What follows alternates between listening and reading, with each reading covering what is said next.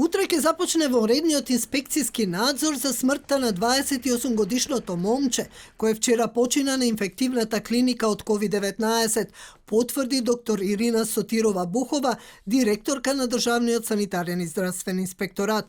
Инспекторите прво ќе влезат кај матичната докторка за да проверат колку време момчето се лекувало дома, како било следена и кога му се влошила здравствената состојба, дали му биле правени анализи.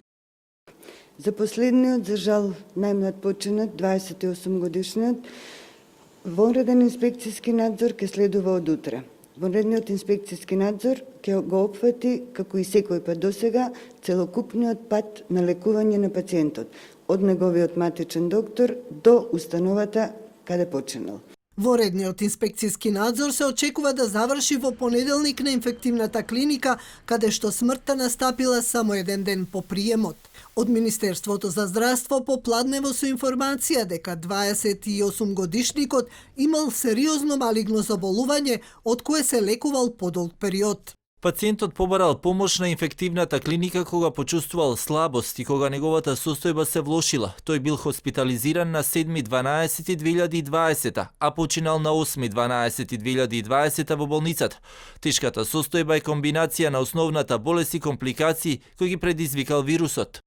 Велат во Министерството за здравство.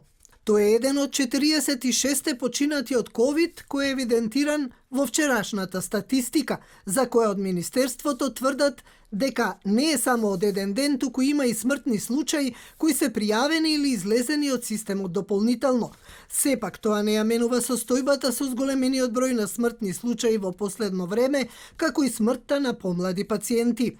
Од ДСЗ вела дека во тек се 11 инспекцијски надзори за починати пациенти од COVID, со кои се утврдува дали имало пропусти во лекувањето кај помлади пациенти.